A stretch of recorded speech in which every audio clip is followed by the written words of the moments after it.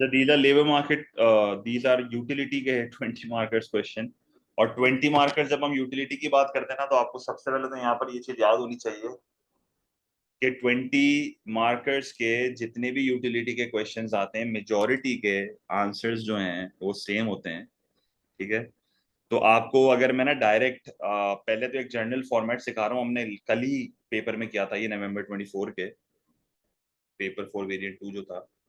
पर मैं वापस आपको सिर्फ इसलिए करा रहा हूँ for the sake of it कि मैं आपको सारी कैटेगरी सिखा दूं कि आंसर सेम कैसे होता है। जब भी यूटिलिटी का सवाल आएगा वो आपको यूटिलिटी से डिमांड कर्व की डेरिवेशन का पूछेगा। ठीक है। तो you will start your answer with Alfred Marshall. You will tell the assumptions, cardinalist approach का बताना, rational consumers define and assumptions बताना, टीयू एमयू को डिफाइन करना, टेबल और डायग्राम बनाना जो हम नॉर्मली बनाते हैं। सही है। जिसमें आप एमयू टीयू का ग्राफ बनाते हो, कनेक्टिविटी का, डिमांड कर्व की डेरिवेशन दिखाते हो थ्रू यूटिलिटी थ्योरी। फिर उसके बाद आप वन कमोडिटी इक्विलिब्रियम पूरा समझाना कि एमयू इक्वल्स टू प्राइस होता है। ठीक है। फिर आप उसको टू कमोडिटी इक्विलिब्रियम समझाना जो इक्वी मार्जिनल प्रिंसिपल होता है, which is mu of x divided by price of x is equals to mu of y divided by price of y। एक रेशो को दूसरे से ज्यादा दिखाना, दूसरे को इससे ज्यादा दिखाना, फिर दोनों को इक्वल करना। तो दो गुड्स के एमयू पर डॉलर इक्वल होंगे तो टोटल सेटिस्फैक्शन मैक्सिमाइज होगी। ठीक है। फिर उसके बाद आपने जो है ना यूटिलिटी प्राइस और डिमांड को कनेक्ट करके 10 वी हैव अटेन्ड वाला पूरा पैराग्राफ लिखना है, जिसमें मैंने आपको सिखाया था डिमांड कर्व की डेरिवेशन कैसे होती है। फिर ऊपर आंसर में आपने जो अजम्पशंस लिखी होंगी ना, उस अजम्पशंस को अपोज कर देना है वैल्यूएशन में। अब यहाँ पर और बहुत चीजें आ सकती हैं, जैसे utility can not be measured in numbers, consecutive consumption reality में नहीं होती, law of diminishing marginal utility her good पे अप्लाई नहीं होता। ऐसी बहुत अजम्पशंस हैं जो हमने खाली अज्यूम करी हैं, जो रियलिटी में नहीं होती। और कुछ गुड्स ऐसे होते हैं जहां पर उल्टा जब आप कंजम्पशन करते हो तो यूटिलिटी बढ़ती है। सही है। कोई पजल अगर आप सॉल्व कर रहे हो या कोई दीवार डेकोरेट कर रहे हो, तो कुछ चीजें ऐसी होती हैं जिसमें जब आपका टास्क कंप्लीट होने वाला होता है तो आपकी सेटिस्फैक्शन विद टाइम बढ़ रही होती है। फिर आप ये भी लिख सकते हो कि इनडिफरेंस कर्व के कंपैरिजन में यूटिलिटी थ्योरी के नुकसान है, क्योंकि यूटिलिटी थ्योरी से आपको ये नहीं पता चलता टाइप ऑफ गुड कौन सा है, नॉर्मल है, इंफीरियर है या गिवन है। यूटिलिटी थ्योरी में income and substitution effect different नहीं हो सकते। ठीक है। ये भी एक चीज है। फिर तो एंड में कंक्लूजन वही क्वेश्चन के हिसाब से ही होगा। अब देखो, अगर ये सवाल आप देखो, assess the extent to which the law of diminishing marginal utility provides an explanation of the normal downward sloping demand curve. कह रहा है किस हद तक यूटिलिटी थ्योरी एक डाउनवर्ड स्लोपिंग डिमांड कर्व बनाने में हेल्प करता है। तो कंक्लूजन में आप उसको ये लिखोगे कि हाँ भाई करता तो है, पर रियलिटी में अगर देखा जाए तो ये थ्योरी बहुत ज्यादा अनरियलिस्टिक है।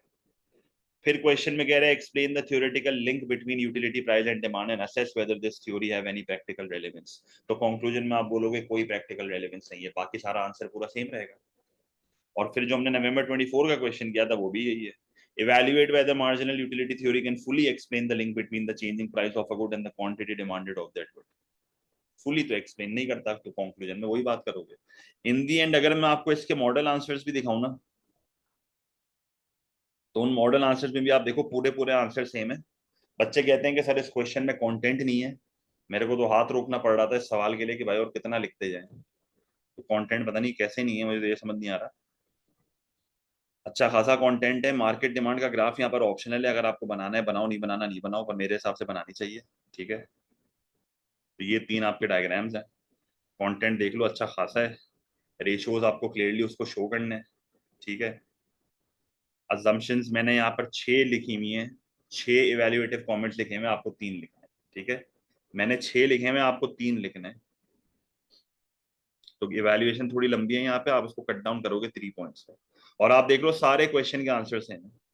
सारे क्वेश्चन के आंसर सेम है। हर क्वेश्चन में 6-6 मैंने इवेल्युएटिव कमेंट्स लिखे हैं। मैंने क्यों हर जगह तीनों जगह सेम आंसर कॉपी करें, ताकि आपको पता चले कि क्वेश्चन की अगर थोड़ी बहुत वर्डिंग चेंज हो रही है तो इसका मतलब ये नहीं है कि आंसर चेंज होगा। ठीक है। वन कमोडिटी इक्विलिब्रियम सिर्फ ये कहते हैं एमयू और प्राइस इक्वल होने चाहिए, तो इसकी डिटेल आप यहाँ से पढ़ लेना। और टू कमोडिटी इक्विलिब्रियम ये कहता है कि एमयू पर डॉलर दो गुड्स की इक्वल होने चाहिए। तो ये बहुत सिंपल एक्सप्लेनेशन में लिखा हुआ है, इसको लिख लीजिए। ये टू कमोडिटी इक्विलिब्रियम है और ये वन कमोडिटी इक्विलिब्रियम है। तो सिंपल ये दो पैराग्राफ है, इसको रीड कर लेना। बहुत सिंपल वर्ड्स में लिखे हुए हैं। ये मैं आपको ग्रुप पे भेज दूंगा, तो उसको लाजमी रीड कीजिएगा। क्लियर है।